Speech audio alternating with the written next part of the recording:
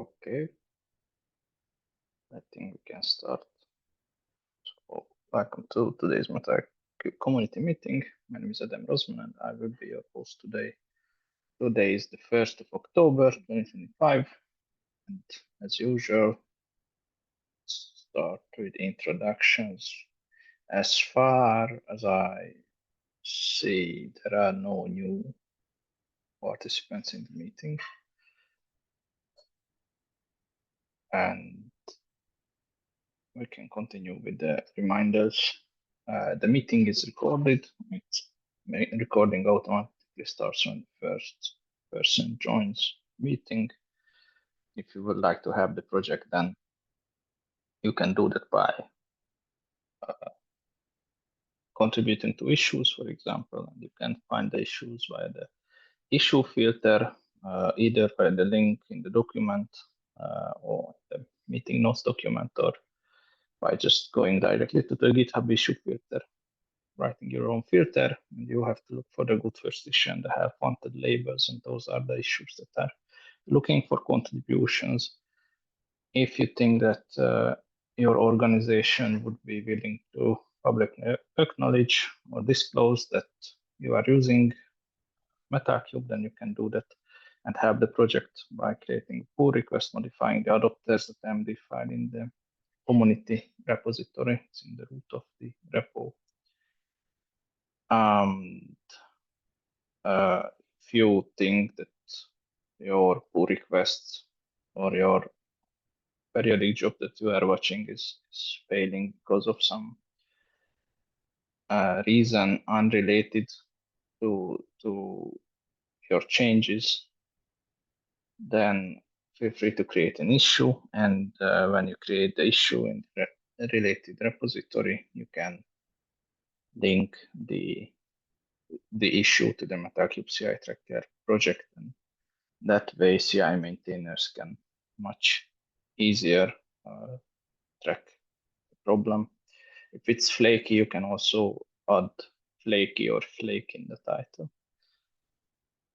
Okay, if you are interested about any other statistics or artifacts or documentation, please follow the links here or on the main GitHub page or on the website or any other page that we have. And you can find statistics and artifacts and all the good stuff. Okay, then I don't think we have anything from last week, because I think everything we discussed there last week was in one way or another handled or being worked on. But feel free to bring up anything from last week if you would like to get further feedback. But we can continue right now with the working groups. And then the first working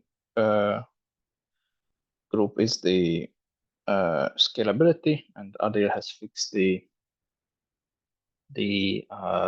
problems that we were facing with this CapM3 scalability tests. And Dimitri has a question about, is it possible to run without CapM3?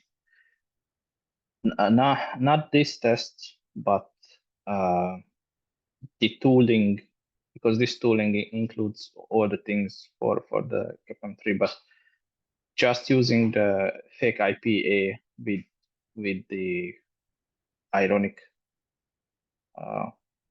is doable. So yeah, we can make tests like that. It's not mandatory to use the CapM3.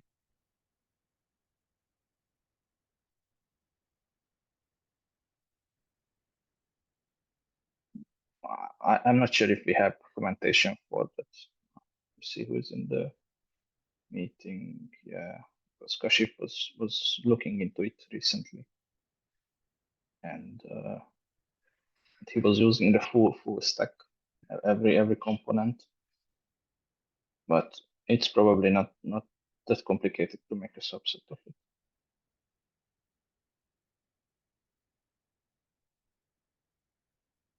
Anyone? Any question, comment related to this scalability stuff? Oh yeah, I just since you mentioned me, yes, I was mainly looking in the full stack with the big API server. So Cappy, CapM3, and BMO, I don't know. But I think it should be doable also that we don't test.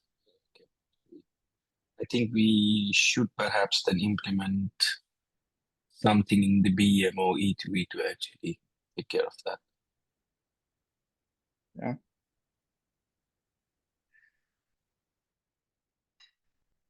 Yeah, I also don't think there is any limitation or a problem with that. Just somehow have to implement. Like just configure the test because no new tool is needed.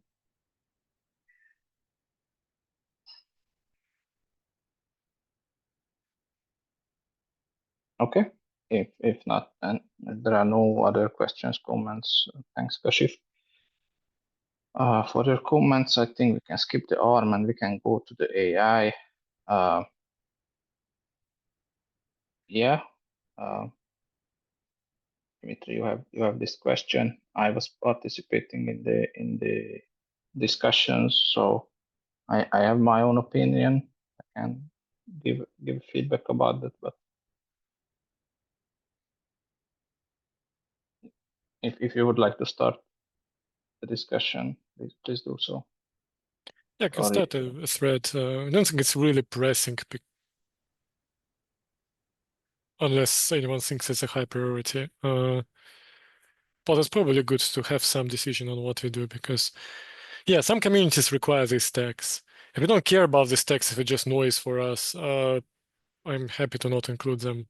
Let's just make sure everyone is happy about that because large language models are such a topic we'll know. If you don't want large language models used on our project, I'm also fine with that, by the way. Just it's also life. If anyone feels like we shouldn't be doing that at all, I'm very happy to stop. Not that I was very happy to start it in the first place, but that's going to be off recording.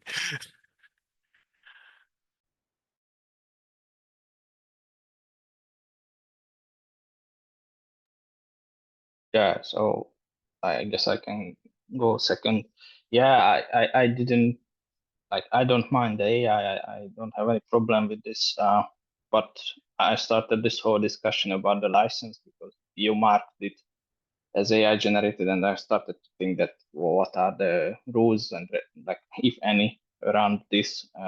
Because if it's marked, then it will have a metadata in the commit message and or in the PR. So if in the future there is any problem with it, I just wanted to kind of future proof it or have some structure to evaluating it.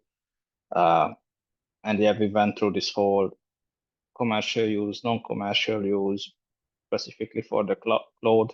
And I think it's fine. You are fine merging this code, but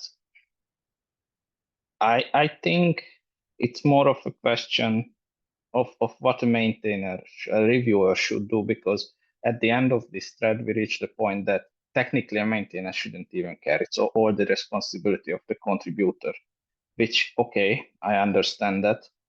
And that's kind of what the Linux Foundation says. But if it's only the like if it's only the responsibility of the contributor, but 5 years from now there will be some controversy of some subset of the models or whatever, or really like we don't know. We will have all the project full of AI code by that point, and maybe metadata about it, which model was used or whatnot. So I don't know, like it really feels to me that it's just completely Wild West at the moment. No, in the whole Linux Foundation and the whole CNCF, because it's easy to say that it's the contributor who has to bear the responsibility, but and I'm not talking about you. You of course are a like well-known contributor with credentials, but someone with a account that has like 2 contributions and disappears the next week, like how will the person be responsible for that. So that's a bit weird to me in general. Like what will be the long-term effect of having all this metadata and AI code in our project? Will it be like a vulnerability for us in the future, like legally or not? Or I don't know. It's weird, and it's strange that we there is no like much more stricter rules or anything from the LF or from CNCF. But yeah, I think at this point it doesn't matter. It's fine if you add the generated by. It's fine if you don't disclose you use the AI. It doesn't matter as far as I can tell. So if I can add a little thing here, I was discussing this same issue a couple of days ago, well, more than a couple of days ago, with a friend of mine who's actually a lawyer, and she is specialized in let's say technology, and well, anyway, anything that is about laws in informatics, code, and well, anyway. And the interesting thing here is that I think this is, as we realize, this is a non-issue. Also because if we are concerned about generating code generated by AI for our project, yes, we can exclude anything of that. We can decide to just not use that, but we cannot exclude code coming from third parties, and I'm talking about dependencies here. So anything that we import, anything that we vendor or that we use, and if it uses code generated by AI, it will bring the same exact issue. So it's really at least from this perspective, is a non-problem. We cannot avoid that. Even if we decide to not use AI generated code, then we need to start excluding also all the dependencies, all the libraries that do the same.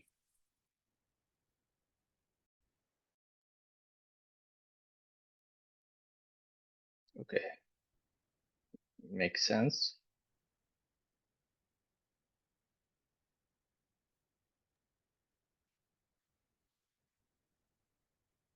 But then isn't it so that the dependencies have, well, their own licenses and then own contribution, CLAs and whatnot, and then they have their own ecosystem and maintainers who are responsible for what code that they're going in there. So do you mean that, Ricardo, that we will be also responsible even then? Well, we're responsible in the use of that, because we accept that we are using their libraries, and so we are aware, in theory, of course. We're talking about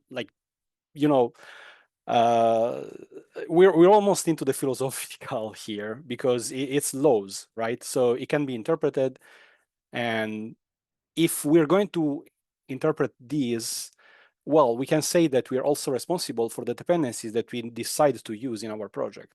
And if that dependencies, that libraries, they use AI generated code, then at the same time, our project is using it.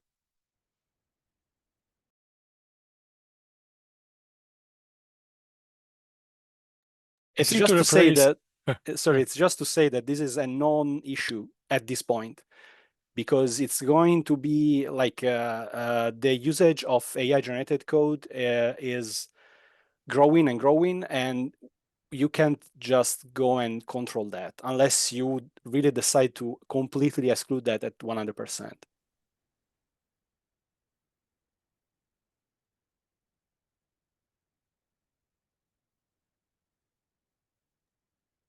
Yeah, understandable. Yeah.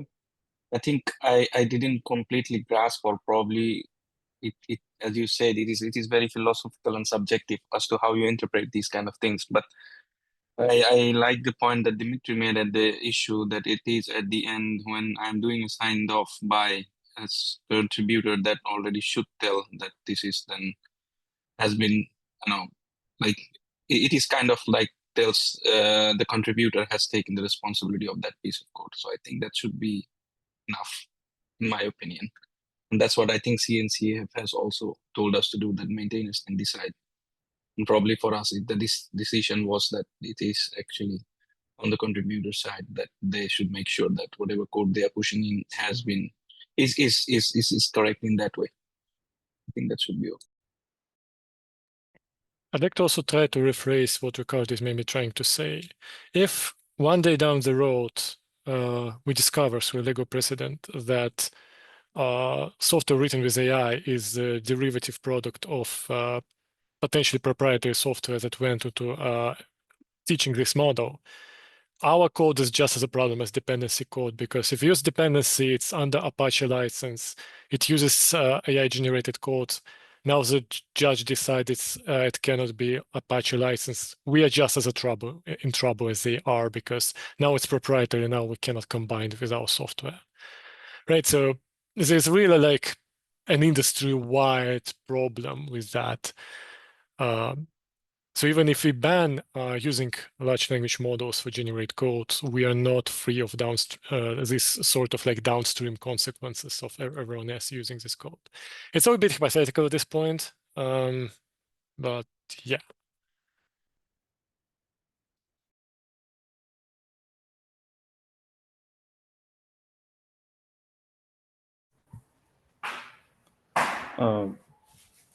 So on that note, is there any way for us to determine, like, if I think it will be very difficult for us to determine, right? Like, if even for a contributor, that if a particular piece of code is something that is close to some proprietary software or something.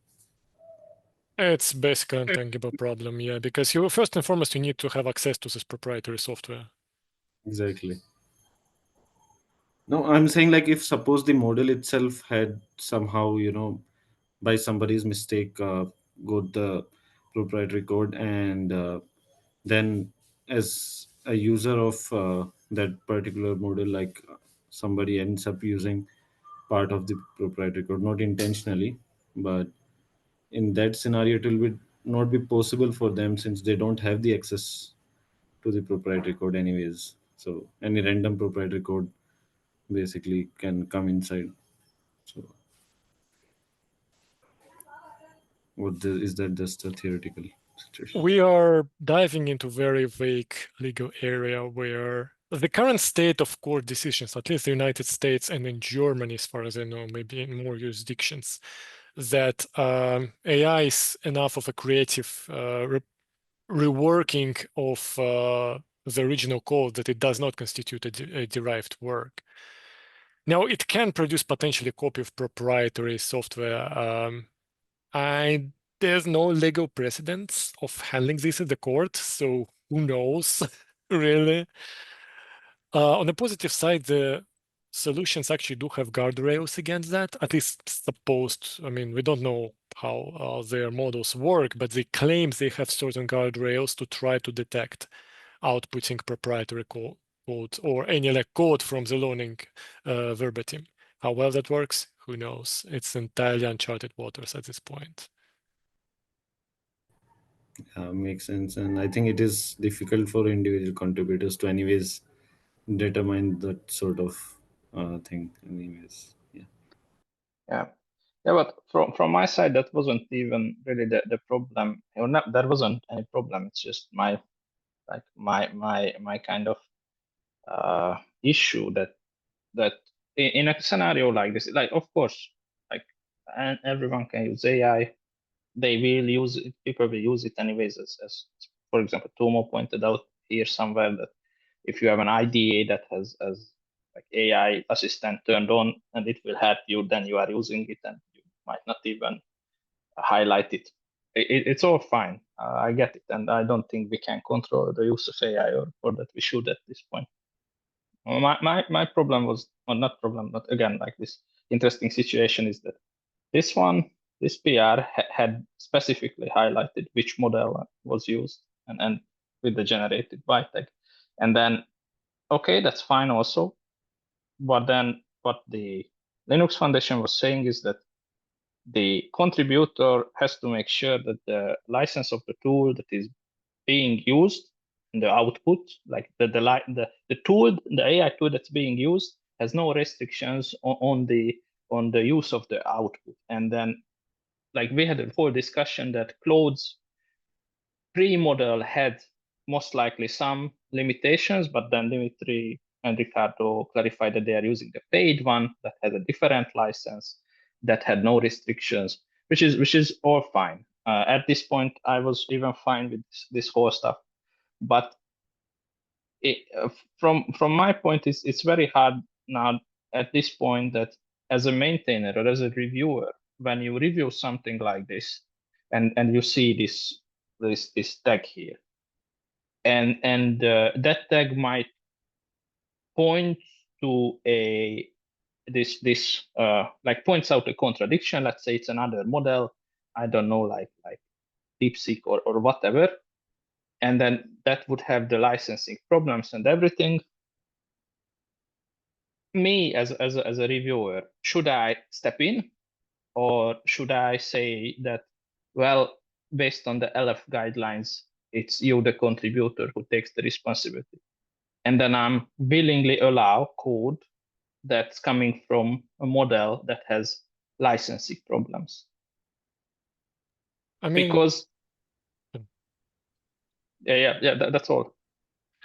I understand the concern, but realistically cannot verify that, right? I mean, I don't know if any of you is using what is called PyCharm in a unlicensed way. Even if you tell me I'm using PyCharm, I don't know if you actually paid for that and what the licensing conditions are. So this tag, I honestly added just as a habit because Open Infra Foundation asks us to provide these tags as a disclosure. And by the way, they don't only affect large language models. These tags are per policy added for any auto-generated code, right? When OpenStack release automation creates a patch to update branches automatically, they have this generated by OpenStack release script, whatever. We kind of disclose all usages of auto-generated code for reviewers to like draw attention basically that this code is not human written. Whether it's a reasonable thing to not, I don't have a strong opinion. I would prefer as a reviewer, especially not any of you, but for a newcomer to disclose that they have been using AI. Because while I trust any of you, I know there are people out there who submit AI-generated code without even taking a look at that. And that is a problem, right? So I basically know that I have to pay maybe if I knew an unfamiliar face and I see that this patch has been generated by AI, I'll probably be a bit more conscious about typical problems that AI have versus typical problems humans have. Because they fail in different ways. Humans fail by usually not knowing things, and AI fails sometimes arbitrarily. I cannot even assume it's going to do mathematics correctly because it sometimes doesn't. It's entirely different failure model, and for a person I don't know, I will be looking at patch differently. Doesn't mean I'm going to have any prejudice towards it, but I will check for different things, and maybe I will allocate more time to look even into the basics, because AI sometimes does basics wrong in a way that human does never do. I have funny examples already where working, including on this patch, I've seen like weird stuff being done by AI.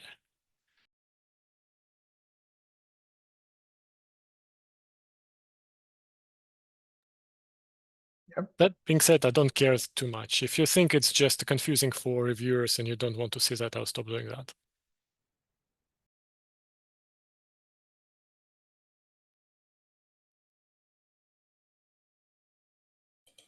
On another subject, it can be useful if at some point we discover that, I don't know, it comes publicly known that Claude at some point in time was adding backdoors for whatever reason, then we could take back a look at all the code that was generated at this time by Claude more easily. Yeah, I agree. I think here we will have a mixed approach, or should have like. I think it's fine to encourage this disclosure. We have no way of enforcing it. People can just make up even like fake generated byte tags, or we have no way of controlling it, or they might not even disclose it. No way of knowing it. I think if we would write it down, I would say it's encouraged. If it's disclosed, then the reviewer should discuss it, like should actually look into what model it was, and ask if there was a consideration for the license. Just ask, and then see what's the response. Like we had here, we discussed it. It's fine. You are using proper tools. Doesn't matter. But because I surely don't want to say to anyone that you shouldn't disclose it, because that's weird. Like it cannot be a policy that you should hide AI code. That doesn't make sense to me. So I guess these 2 points. Feel free to disclose it. Up to you. And then, but if you disclosed it, then you might have a discussion with the reviewer, and it might be fine. I think you're implicitly making a very good point, and the point being, with neither Linux Foundation or CNCF actually providing any real guidance on this topic, we probably cannot expect newcomers to actually disclose anything.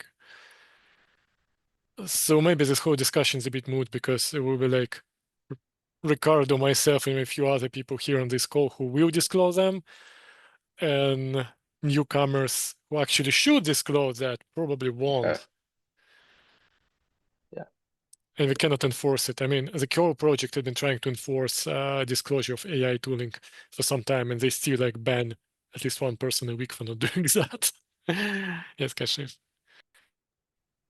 I just want to actually agree with you and say that maybe we can just put it as some best practices. Maybe at some document contributing guide, maybe, that we are encouraging people to like disclose this, and then be aware that people like viewers might ask questions about the licensing, like this case. So I think that's a good idea. Yeah, I think this will be the way to go. If there are no objections, we just say kindly please disclose it. And if you disclose it, you might get 1 or 2 questions to it. That's it. I really advise against saying if you disclose it, you will get into trouble, because then Okay. people won't. I would put a different thing there. You would say, by signing off on a commit that contains AI-generated work, you are confirming that there's no legal blah blah. I'm not great at words. So basically, you're confirming that you're using the software according to its license, that you are allowed to use products of the software under the applicable license, which is Apache 2.0, and yeah, that you're not aware of any copyright. I mean, something like that. And you take full responsibility for blah, blah. So we can even spell it out explicitly in our contributor docs that if you use AI, please disclose it. And please know that by signing off, you're claiming this, which is already implicit in sign off, but it's probably worth repeating.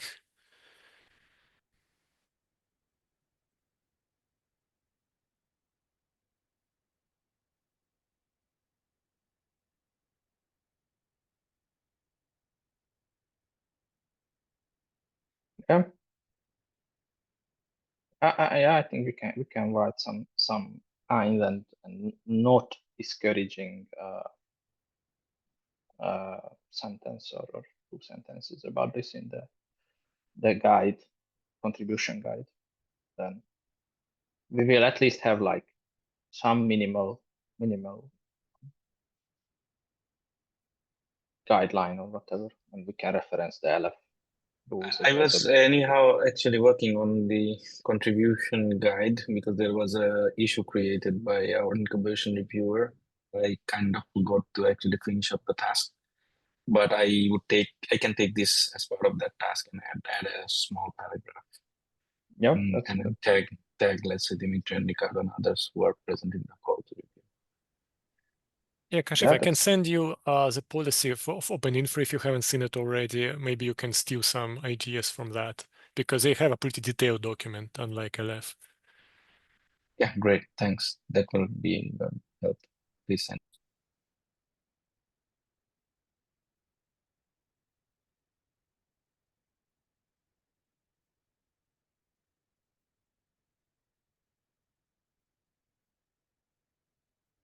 okay. I think came to a conclusion here.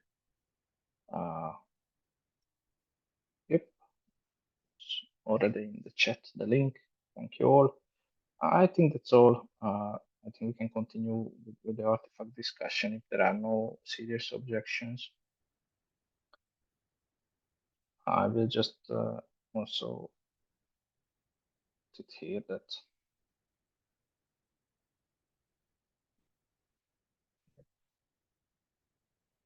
we won't discourage this disclosure. I think let's write positively. We encourage disclosure. Do I? We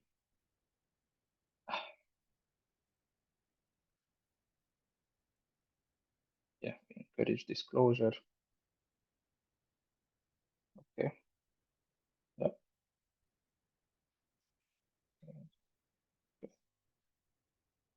Okay. Okay. Yeah, I think that's all. Okay. Then the next one is the artifact working group, and you are saying that no other news from you, Dimitri, other than this. I guess this is the OCI discussion. Yeah, just the link we carry over. Yeah. There is one thing. The cache we had internal discussion, or rather not internal, but I had a discussion with Nordics maintainers, and our Artifactory cache is not working properly. So I will implement a Jenkins job that cleans our cache. The cache update for it specifically for the IPA.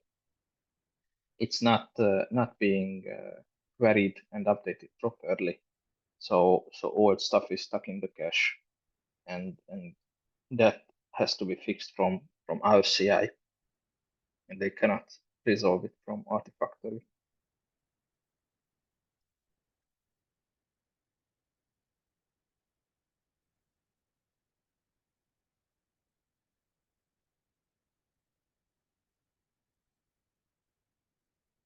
So just general info. Any questions, comments to artifacts related to artifacts?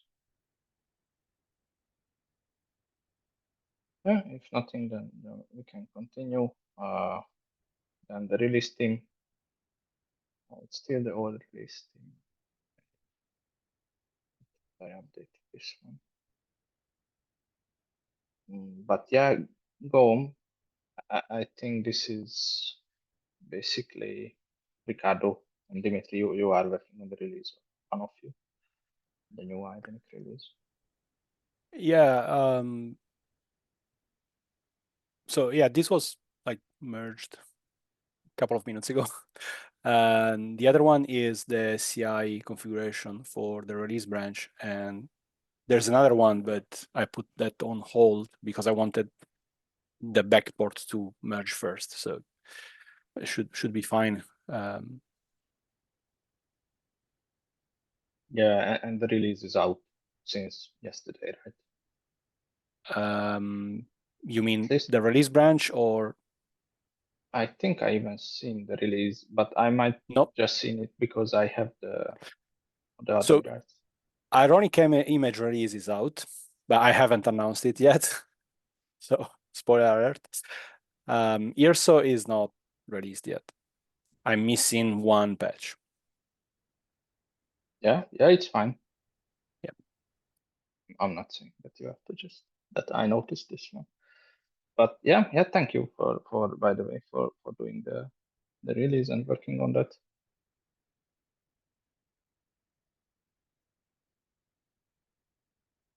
Is there anyone who has questions for release team cycle, Capi V1, Beta2 work, whatever is related to releasing?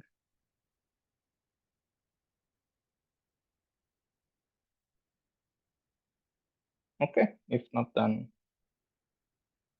I think then the next topic is the discussion topics, and there is one question from Yuri. Yeah. And you are, yeah, go on. So basically, I'm coordinating the time slots for the PTG, and I noticed that there was a topic proposed by Dimitri to maybe have a joint Metal Cube and Iron slot for the PTG. So just wondering if it would be okay to.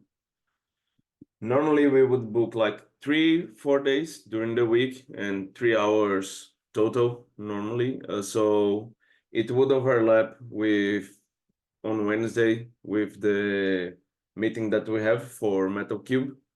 So I'm wondering if that slot would work for people that would be interested in participating and discussing any topics related to Metal Cube and Ironic.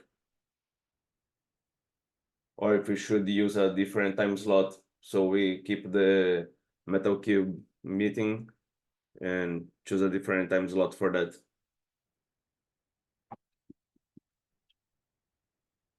I would prefer a different day before or day after.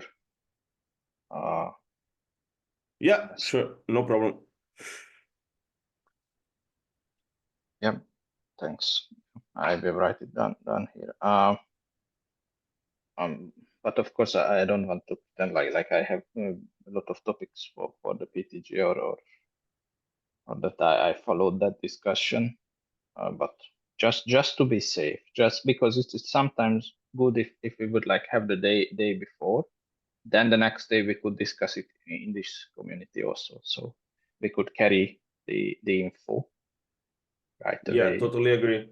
And if you have interested in like some other topics that you would like to participate in the PTG, feel free to add a +1 or some information so I can work around and avoid putting this topic in the time slot for this meeting. So you don't have to drop this meeting to attend the PTG. Yep, thanks. Yeah, that sounds good.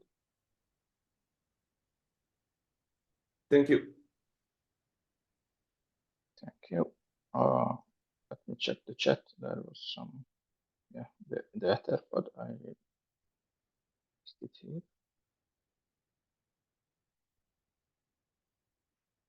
Just for reference, thanks. Okay, and then we have triaging if there are no other topics. Yeah. Just quick question. I haven't checked the Ironic PTG before I start with the triaging. In general, do you plan to implement this composable hardware stuff, this Sunfish or whatever its name? I was just recently looking into the companies that are like joining each other or joining in the effort. There is a similar topic about not sure about composable, potentially complicated hardware. I will show you what I mean. This I know open what fabric. Sunfish is, yeah. Yeah. There are no immediate plans to do that, largely because there are no volunteers to do that. Yeah, okay. Yeah, it's fine. I don't have my hands on the hardware or anything. I was just recently looking into this because I noticed that there is actually, like I thought originally there is only like IBM and a few others working on this, but now I see that they have the same structure like the MTF for Redfish and the others. Yeah, it's adjacent standard to Redfish. It's pretty similar. People just It's a lot of work and we need somebody to volunteer for this work. Just by the way, in Thailand related, but a full disclosure, there is a person at Red Hat who is working on bringing switch management to Ironic as a Metal Cube.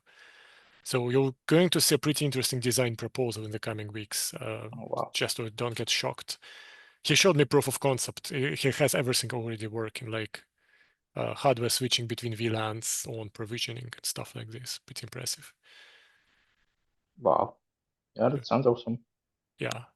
Just remember, because of PTG, we're going to discuss some topics. So a lot of moving parts, a whole new service added to Ironic. But yeah, it's coming and going to be pretty cool. Yeah, that's nice. Let me check the chat. I see someone is writing. Oh, Adil is just adding some info about the scalability tests. Oh, you already pasted it there. Okay, so yeah, I don't want to take more of your time. Let's continue with the triaging. Just interested about this one more question. And I don't think we have too many of these. First. Okay, we have link checker reports. Wow. Okay, we have some. Okay, we have to check this if it's really, but probably it is. It seems to be. Who knows? Okay. I will accept this and at least we will check it out.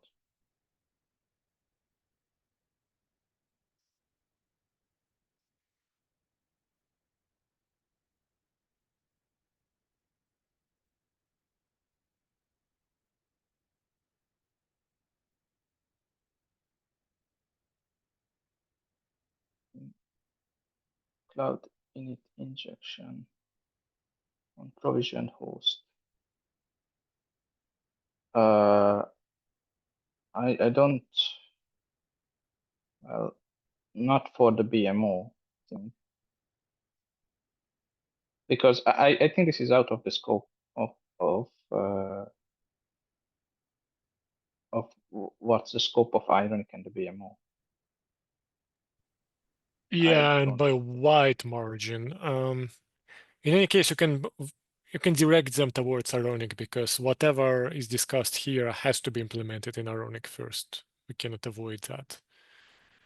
Yeah, but actually, recently I was looking into this topic of updating nodes and whatnot, and I really feel that if we do anything with provision nodes, any sort of updates, reconfiguration, stuff like that, I think that should be the responsibility of the CAPM3 or some other controller that works alongside the CAPM3, and we would not put it into the bare metal stack, because from CAPI perspective, we are seen as like the metal cube infra provider, CAPM3 infra provider, and so that's a higher level, and then inside our stack, the BMO and everything below that is seen as taking care of the bare metal lifecycle. So the only place where this sort of meddling in updates, changing the cloud init, whatever, these things, I think they should be handled parallel to the CAPM3 or as part of it. So on that abstraction level, I would not push this even down to you Ironic folks or who works on that. I agree. Yes, the Ironic community is probably going to reject that because we are very cautious about going into the operating system configuration area. It's just an infinite number of possibilities. And just as example, OpenShift works entirely differently and has this feature already, which is disjointed from the cluster API and bare metal provisioning mechanisms entirely. We have machine config operator, which is doing that. And so yeah, it's a really kind of worms, which bare metal operator should not be handling. Yeah, and I have seen from others also the system upgrade controller and all these things. So there are tools already for this, but I understand that it would be nice to have it in our flow, because actually, in my opinion, there is, as I said, one place where these sort of features fit in, but certainly not the BMO. So I think this will be. I mean, I had to say it nicely.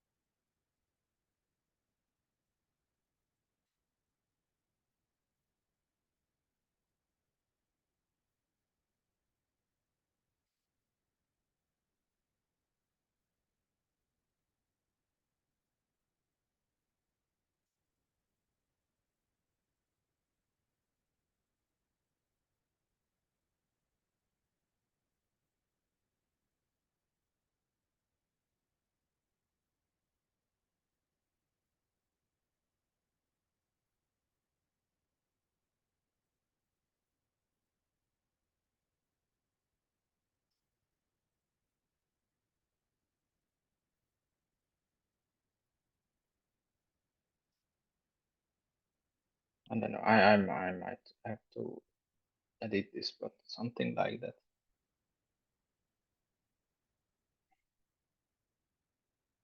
Do we have one?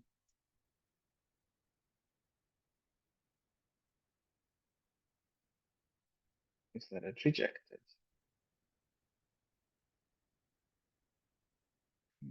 It's interesting. We might need that. Invalid. Invalid is fine. Is it a kind invalid?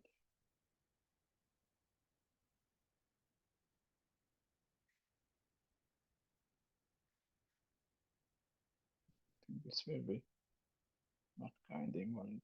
Just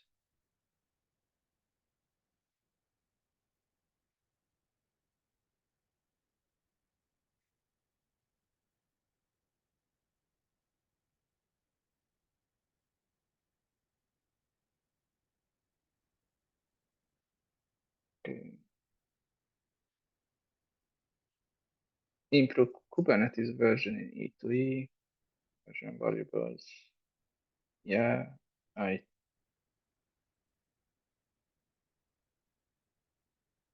think this is a minor improvement, but it's fine. Just some test config improvement.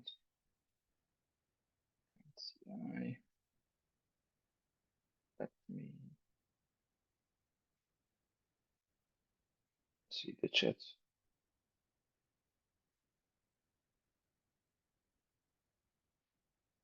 Okay, some folks are dropping from the meeting. It's fine.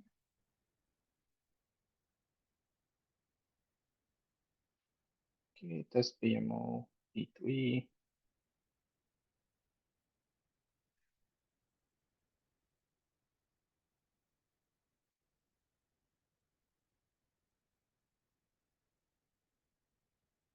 Yeah, it's fine. Test. Add more tests to the BMO. And specifically test the releases. It's fine.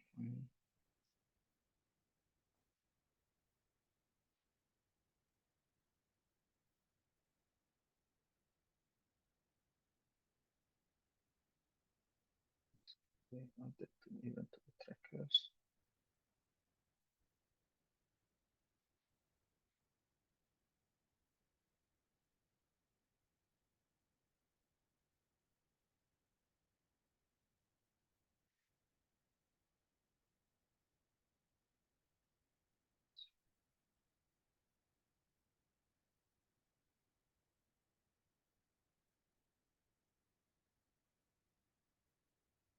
just slow to show up. Okay, backlog. Good. Okay. The umbrella issue for BMS, yeah, separation from that. Yeah, the VM from BML, of course, it's not for that.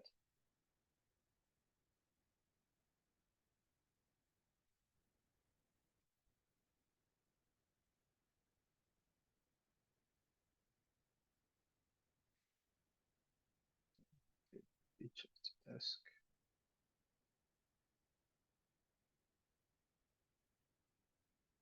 These are mostly OCI improvements and reorganizing how resources are used in tests. Nothing really to discuss here. Integration with KPI time.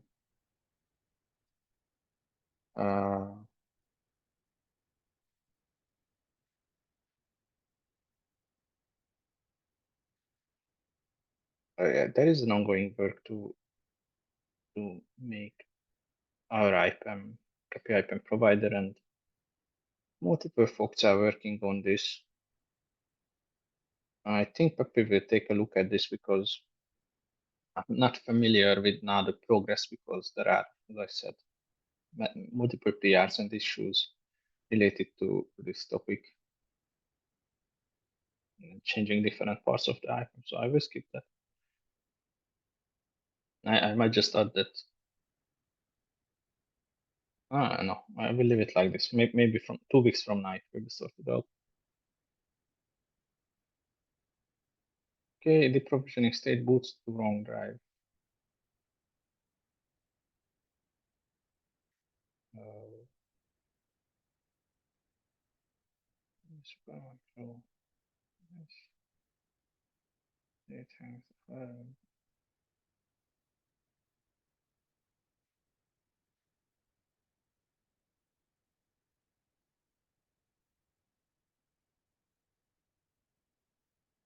Oh yeah, I've seen this happening.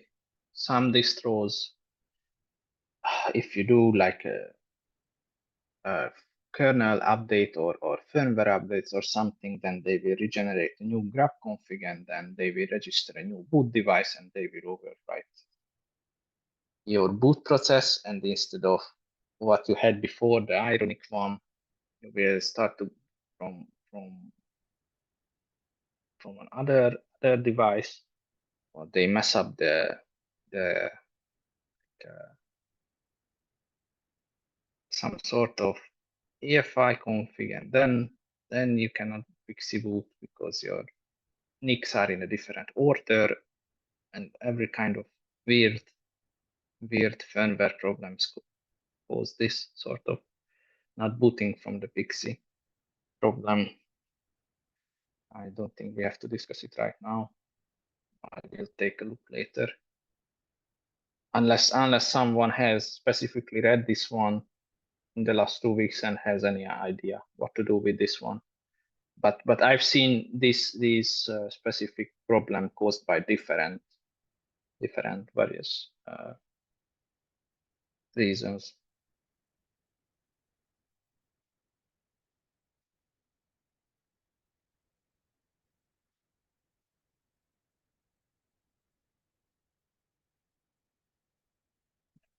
If no one, then I will just skip that.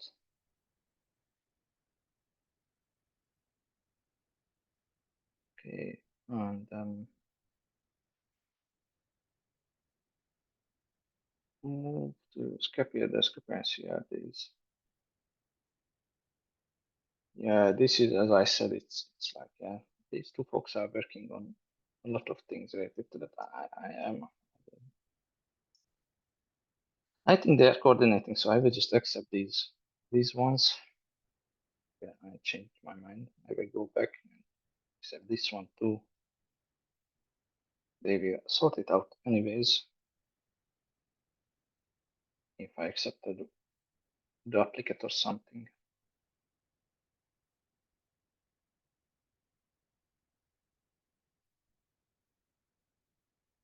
Okay, run cleaning before moving to available, not afterwards.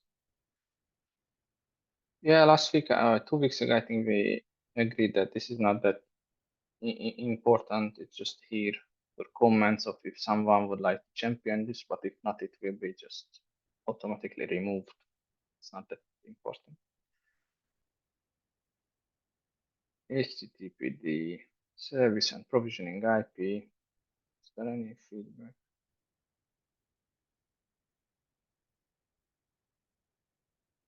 Yeah, there is no communication. It's kind of stale. There are no, I think these are all kind of stale. Somewhat stale. Yeah. Okay, I think that was all for the triaging. Notes. Yeah, exactly. On the hour, I say that we have finished. Is there anything you would like to discuss, or any comments, questions, anything that we should look into? I know this triaging is a bit hard to follow and slow and not that interesting, but if there was any comments or anything you would like me to check again, show again.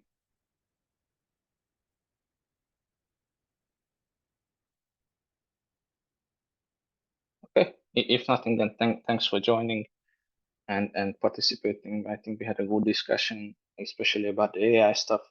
So let's meet the next week, same time, and until then, have a great rest of the week. Thank you, everyone. Thank you. Bye. Thank you. Bye.